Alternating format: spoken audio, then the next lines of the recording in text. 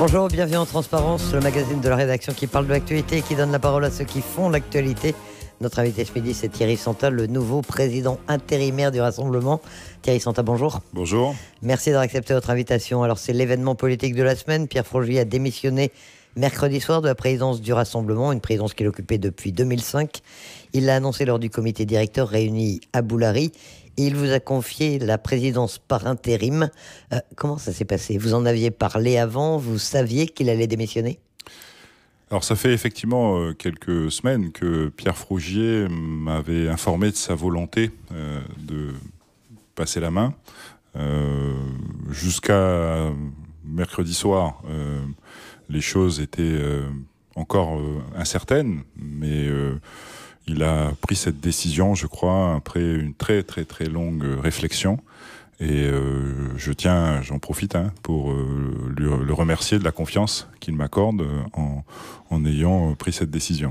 Alors, qu'est-ce qui a motivé sa décision, pas celle de vous confier cette présidence par intérim, on y reviendra, mais cette décision de démissionner? Parce que ça a un peu surpris tout le monde, même au comité directeur, on s'est aperçu que beaucoup de militants n'avaient pas l'air au courant de cette annonce. Qu'est-ce qui l'a motivé? Vous en aviez parlé avec lui? Ce que je peux dire, c'est que dans les discussions qu'on a eues ensemble, Pierre a considéré qu'il avait respecté l'engagement qu'il avait pris devant les Calédoniens il y a maintenant une trentaine d'années, en étant un des négociateurs et surtout signataire de l'accord de Matignon et ensuite de l'accord de Nouméa. Sa volonté a été de faire en sorte que la Calédonie reste au sein du giron français. Ça a été le cœur de sa vie politique et il considère qu'à la suite du référendum qui s'est tenu le 4 novembre dernier, cet objectif a été atteint puisque les Calédoniens ont choisi dans leur majorité de rester français. Bien entendu, ça a été une longue réflexion de sa part et il considère qu'aujourd'hui, c'est le temps de la préparation des échéances à venir et que c'est une nouvelle génération qui doit peut-être avoir d'autres méthodes de communication, d'autres formes de communication pour que notre message, le message du Rassemblement, soit mieux compris par les Calédoniens et qu'une adhésion plus forte à cette vision de la Calédonie qui est la nôtre se fasse sentir aux prochaines échéances. Pour revenir sur les raisons, les raisons de sa démission ou l'état d'esprit dans lequel il est, puisque vous avez parlé avec lui, il va continuer à s'intéresser à l'avenir de la Nouvelle-Calédonie. Il ne démissionne pas de tous ses mandats et il ne quitte pas la vie politique. Bien entendu, et c'est certainement pas ce qu'on lui demande. Il faut absolument qu'il reste avec nous, en particulier au niveau national. Vous le savez, Pierre Frogier est sénateur de la République. Il a créé un réseau depuis tant d'années, d'abord en tant que député et aujourd'hui en tant que sénateur. On a besoin de ce réseau national pour continuer à défendre le projet qui est le nôtre. Et c'est ce que Pierre s'est engagé à faire au moment de sa déclaration mercredi soir. Il nous a indiqué que le fait de prendre cette décision lui permettra justement d'avoir plus de temps pour travailler à ce niveau-là. Et on a absolument besoin de son expérience. Et très sincèrement, moi, je ne serais pas avare des conseils de Pierre Frogier, même aujourd'hui, en tant que président par intérim du Rassemblement. Alors justement, vous étiez le candidat naturel, puisqu'il a annoncé ça mercredi soir. Je confie à Thierry la présidence par intérim du parti. Alors, je ne sais pas si j'étais le candidat naturel, mais moi, en tout cas, je prends la chose de la façon suivante. Je considère que la nomination qui est la mienne, c'est une nomination surtout d'une nouvelle génération de responsables politiques.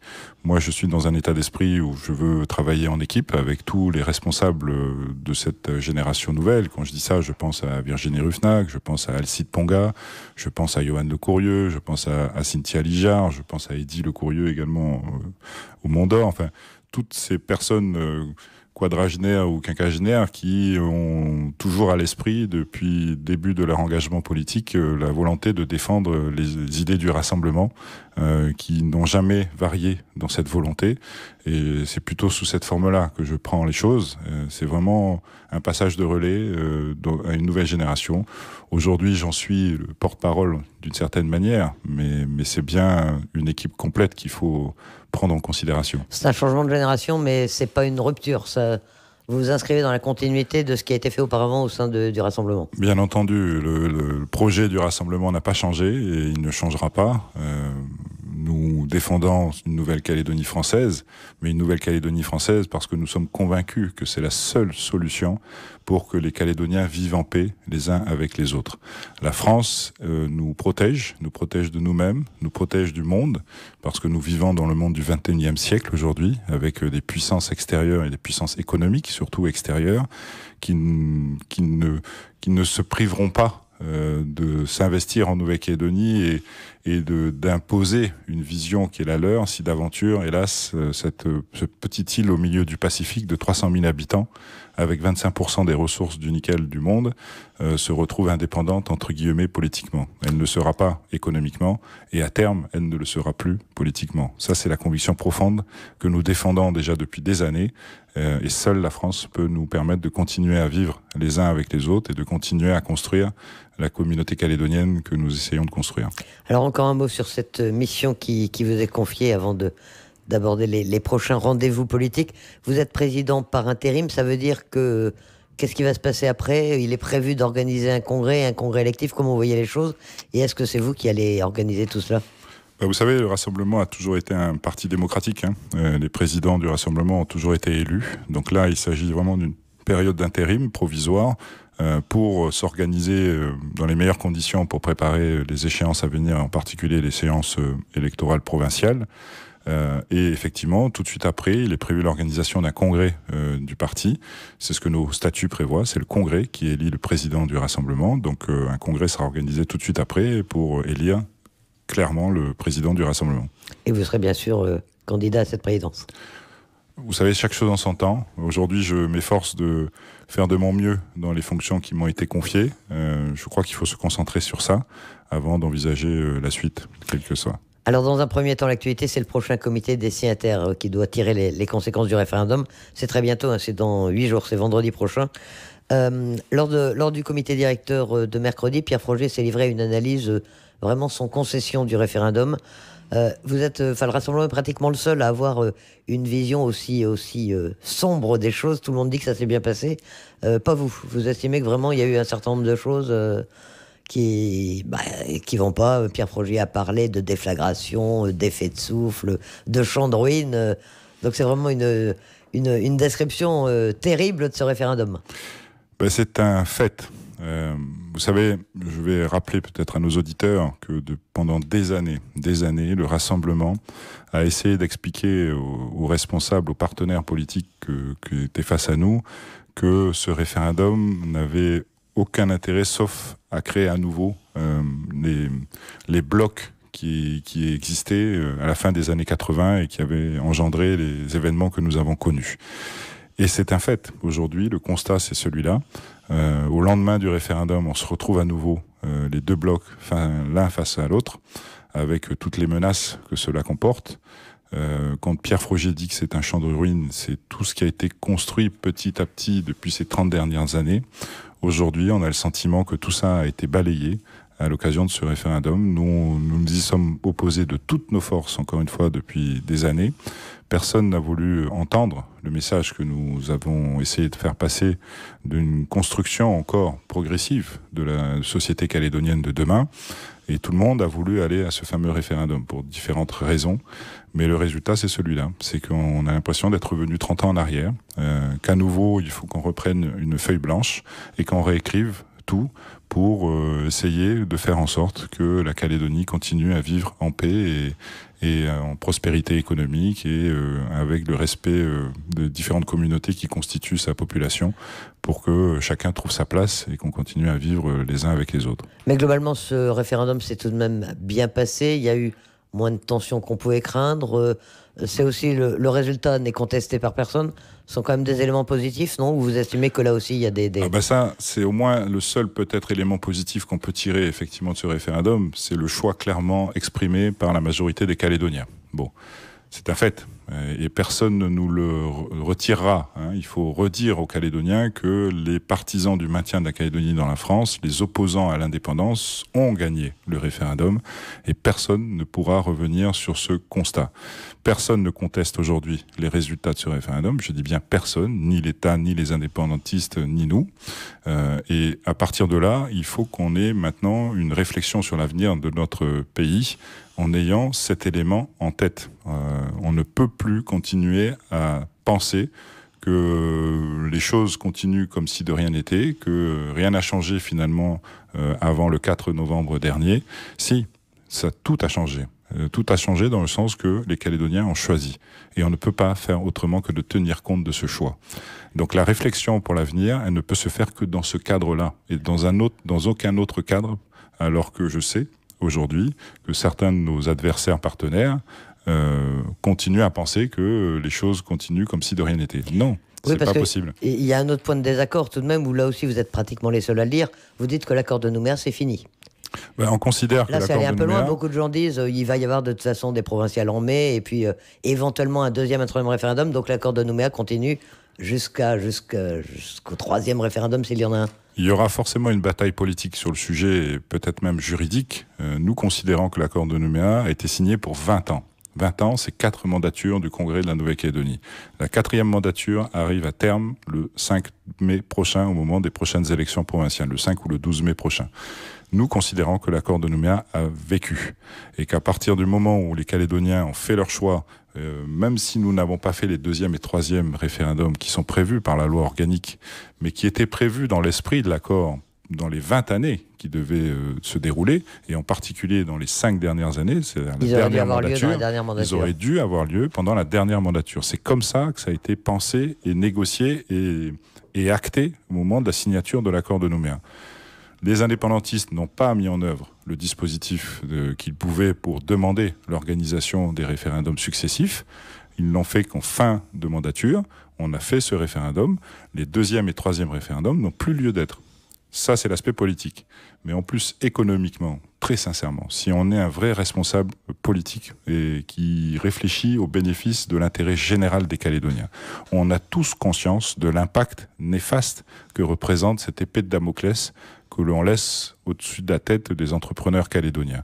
Comment voulez-vous que des entrepreneurs, des investisseurs puissent se projeter dans l'avenir en ayant au-dessus d'eux une échéance de 2 ans, voire 4 ans, où tout peut encore changer potentiellement, même si on sait tous que les choses ne changeront pas si d'aventure un 2e ou 3e référendum, mais ça reste quand même une éventualité dans l'esprit des investisseurs potentiels.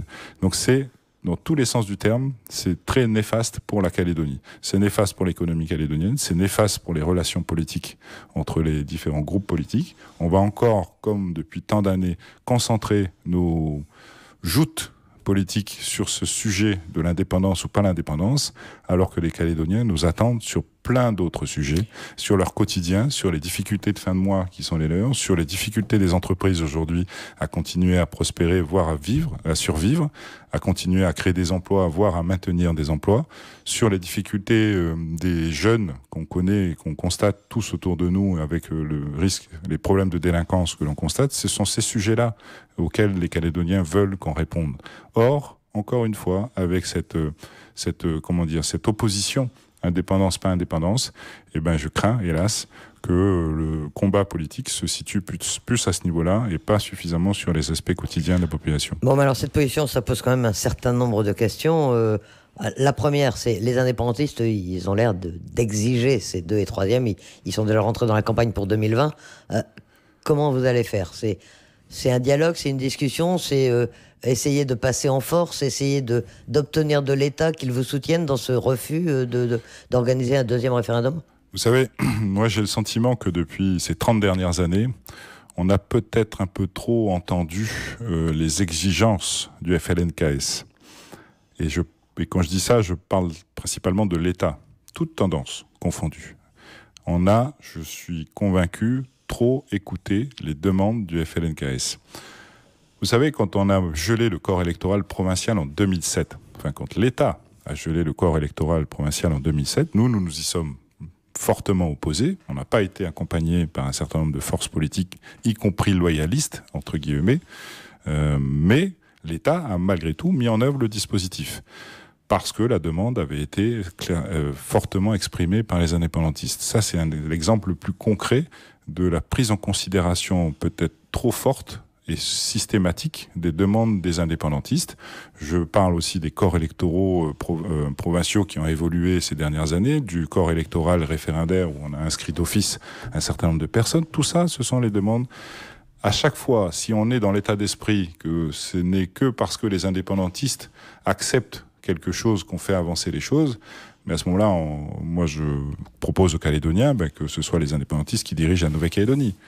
Mais c'est pas ce qu'ils ont choisi. C'est pas ce qu'ils ont choisi le 4 novembre dernier. Ils ont choisi d'être français, de rester français.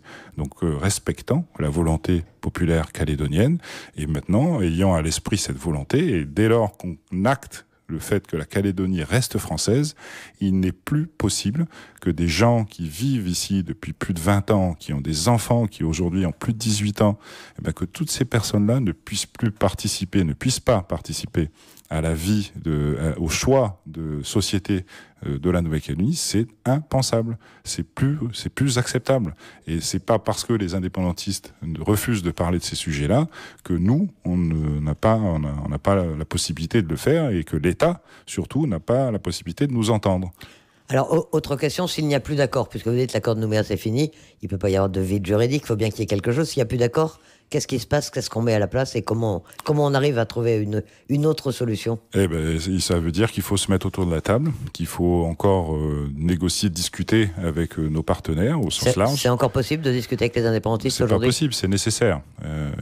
Bien entendu, on pourra pas faire les choses sans eux. Mais sans eux, ça ne veut pas dire forcément systématiquement accepter leurs exigences. Nous avons aussi, nos exigences. Et c'est l'État qui, au milieu, doit équilibrer les choses de telle manière que les exigences qui sont les nôtres soient prises en considération. S'il ne le fait pas, je crains qu'hélas, ce ne soit pas accepté par la population. Je le répète, la population a choisi. Les Calédoniens savent ce qu'ils veulent. L'État ne peut pas ne pas tenir compte de cette décision des Calédoniens. Même si vous entendez bien l'état d'esprit des indépendantistes du FLNKS, il a le sentiment, paradoxalement, au lendemain de ce référendum, d'avoir gagné, et donc de pouvoir exiger un certain nombre de choses. Comment vous analysez cette attitude, cette réaction qu'il y a eu après le référendum, où on a vu les indépendantistes heureux et les non-indépendantistes presque regretter le score et le résultat? Je crois surtout que les indépendantistes ont été agréablement surpris quand on entendait les résultats annoncés par les différents sondages qui étaient plutôt catastrophiques à la rencontre, et qu'ils se retrouvent avec 43% de vote oui à l'indépendance. C'est ce qui leur a donné des ailes. Enfin, c'est 43% quand même. Ce n'est que 43%. Il y a 57% de la population qui a décidé de rester français. C'est pas les indépendantistes qui ont gagné, c'est pas le FLNKS qui a gagné le référendum, c'est les partisans du maintien de la Calédonie dans la France. Qu'on le veuille ou pas, 18 000 personnes, il y a un écart de 18 000 personnes entre ceux qui ont décidé de rester français, 78 000 personnes, et ceux qui ont souhaité ou qui ont voté oui à l'indépendance. Je fais la différence parce que vous comprendrez après. 60 000 personnes, il y a 18 000 personnes d'écart. Et je ne fais pas mention de tous les exclus qui n'ont pas pu s'exprimer, qui sont aujourd'hui plus de 40 000 personnes. Et je suppose que parmi ces 40 000 personnes, une grande majorité d'entre eux auraient voté pour le maintien de la Calédonie dans la France. Donc le fait est que la population qui vit en Nouvelle-Calédonie veut rester au sein de la République française. Et qu'une partie a voté oui à l'indépendance. Mais même dans cette partie-là, je ne suis pas convaincu aujourd'hui que tous ont voté oui à l'indépendance. Je pense qu'une partie d'entre eux ont voté pour une raison identitaire, par peur de perdre leur identité kanak sur la terre calédonienne.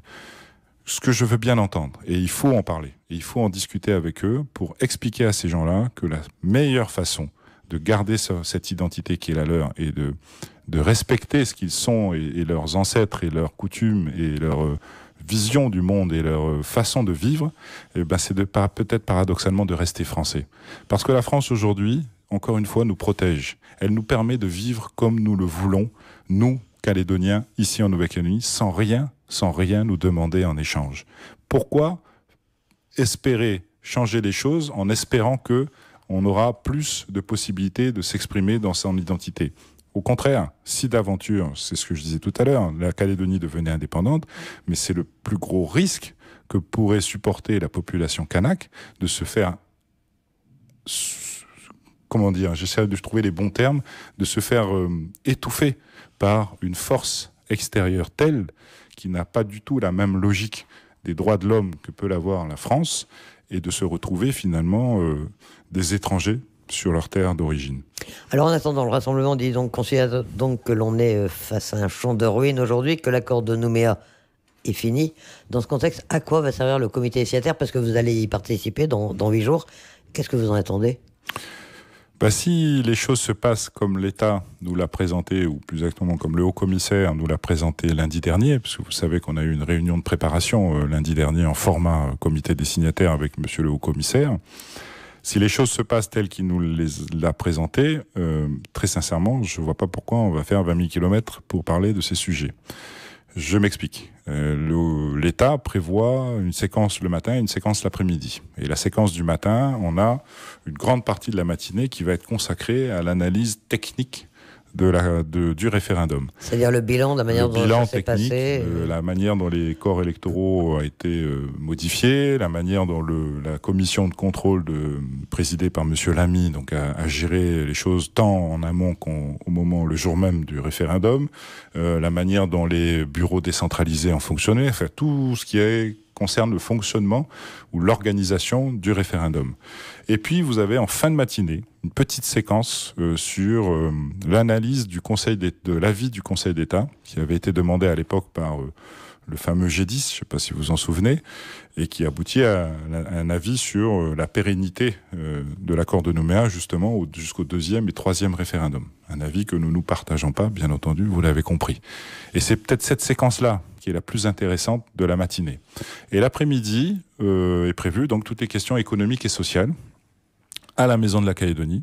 Donc, je ne vois pas l'intérêt de perdre 1 heure de déplacement donc c'est plus à pour aller à la Matignon, Maison de la Calédonie. La première partie est à Matignon, la deuxième à la Maison de Calédonie. La première partie se tenant effectivement la matinée à Matignon pour parler des questions économiques et sociales du genre la formation des Calédoniens, les défiscalisations qui ont été accordées, la prolongation d'1 an des contrats de développement que l'État signe avec les différentes collectivités calédoniennes. Toutes ces questions un peu qu'on peut facilement évoquer ici en Nouvelle-Calédonie sans avoir besoin de se déplacer à 20 000 km. Nous avons donc demandé que les choses s'inversent le matin, que ce soit la séquence... Parce que tout le monde a fait ses propositions, on imagine, dans les groupes politiques. Le Rassemblement a fait cette proposition, clairement, d'inverser la séquence du matin, c'est-à-dire que de parler du sujet politique qui est finalement comment on considère l'accord de Nouméa, comment on considère la suite de l'accord de Nouméa. C'est cette question-là qui est la vraie question politique sur laquelle on doit se pencher et on doit échanger. C'est pas de savoir comment le référendum s'est organisé. Je suis désolé, mais moi je peux lire un rapport du président de la commission de contrôle. J'ai pas besoin d'aller encore une fois à Paris faire 20 000 km pour le faire. Enfin, sans vouloir être désagréable, même si les choses sont importantes de la manière dont le référendum s'est organisé techniquement. Mais encore une fois, les sujets de fond, ce sont les sujets politiques. C'est pour ça qu'on va à Paris. Les comités de signataires ont été créés pour ça, pour parler des affaires politiques. Et l'affaire politique, c'est qu'est-ce qu'on fait maintenant que les Calédoniens ont choisi et ont décidé de rester français et que l'accord de Nouméa est arrivé à son terme. Et économiquement, c'est pas non plus de parler de la défiscalisation ou de la prolongation des contrats de développement, c'est de se poser la bonne question. Comment faisons-nous pour créer les conditions, tous ensemble, tous partenaires confondus, donc y compris l'État, qui a un rôle à jouer en la matière, comment faisons-nous pour créer les conditions pour relancer l'économie calédonienne? Et là, ça soulève la question, peut-être un peu de la sécurité. Quand on voit ce qui se passe à Kawa, où l'outil de production de la SLN est mis en grande difficulté et avec la conséquence même de mettre la SLN elle-même dans une situation extrêmement précaire avec les 8000 emplois qui sont liés, que ce soit direct, indirect ou induit, avec l'impact social que ça peut avoir bien sûr derrière. C'est la question encore une fois des 2e et 3e référendums et de leur impact sur la démotivation ou le manque de confiance que ça peut engendrer auprès du monde économique. Ce sont ces questions-là auxquelles on doit répondre et pas, encore une fois, des sujets un peu techniques, même s'ils sont aussi importants. Je ne minimise pas, hein. Encore une fois, ne me faites pas dire ce que je ne veux pas dire. Ce sont des sujets importants, et des fiscalisations et autres. Mais les vrais sujets politiques, ce sont ceux que j'énumère. C'est ceux-là auxquels il faut répondre. On sait par ailleurs qu'une partie des indépendantistes, l'UC, ne veut même pas parler des questions économiques et sociales en estimant que c'est une compétence calédonienne. Vous allez trouver un accord sur l'ordre du jour, ça va d'ici vendredi ? Alors bien sûr que l'UC argumente en disant que les questions économiques et sociales sont des questions calédoniennes, puisque c'est bien des compétences de la Nouvelle-Calédonie aujourd'hui qu'exerce le gouvernement et le Congrès de la Nouvelle-Calédonie. Mais qu'on le veuille ou pas, quand on a cette vision plutôt politique de la question, l'État a son rôle à jouer. Le maintien de l'ordre, ça reste une question de l'État. La situation du monde du nickel, n'oublions pas quand même qu'il y a 3 ans de ça, on était bien content d'avoir l'État français pour sauver nos 3 usines. Si l'État n'avait pas injecté les fonds nécessaires ou fait les prêts nécessaires ou défiscalisé les opérations nécessaires, les 3 usines, je dis bien les 3 usines calédoniennes, se seraient peut-être retrouvées dans une situation catastrophique et extrêmement précaire. Donc qu'on le veuille ou pas, l'État peut agir et peut nous aider en tout cas à trouver des solutions pour relancer l'économie calédonienne qui est dans une situation extrêmement difficile et donc c'est bien de tout ça dont il faut qu'on parle à Paris. Donc vous faites le pari que quand même ce comité destinataire va servir à quelque chose, va être utile, même dans le contexte particulier que connaît la métropole aujourd'hui avec une agitation c'est le moins qu'on puisse dire. Sociale, C'est certain que, vu le contexte national, la question même se pose de savoir si le comité des signataires se tiendra, pour être très objectif, même si aujourd'hui le rendez-vous n'a pas été annulé. Mais je pense que il faudra de toute façon, même qu'on aboutisse ou pas à l'issue de ce comité des signataires, comme je le disais tout à l'heure, il faut qu'on se mette autour de la table pour parler des vrais sujets. Très objectivement et très sincèrement, je ne suis pas convaincu qu'on aboutisse à quoi que ce soit à l'issue de ce comité des signataires. Hélas, on est à 6 mois d'une échéance quand même fondamentale, qui est le renouvellement de nos institutions provinciales, du Congrès et du gouvernement au mois de mai prochain. Les positions vont être fermes de chaque côté.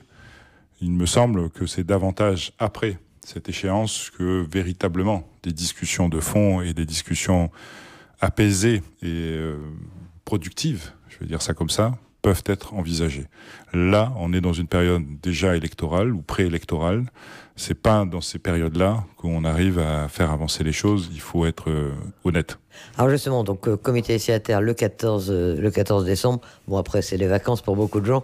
Vos priorités dans les prochaines semaines, ça va être la remise en marche, la remise en ordre, l'organisation du rassemblement dont vous êtes maintenant le président par intérim, ou alors la préparation des élections provinciales de mai 2019, ou les deux. Les choses sont liées. En l'occurrence, mon objectif, c'est effectivement de redonner, de mettre en ordre de marche notre mouvement, pas de le réorganiser, parce que je trouve qu'aujourd'hui, il est bien organisé, même s'il y a peut-être quelques petites choses à améliorer, mais surtout le mettre en ordre de marche, c'est-à-dire concentrer tous nos efforts et tous nos moyens sur la préparation donc des échéances provinciales des 3 provinces, Sud, Nord et Île, du mois de mai prochain.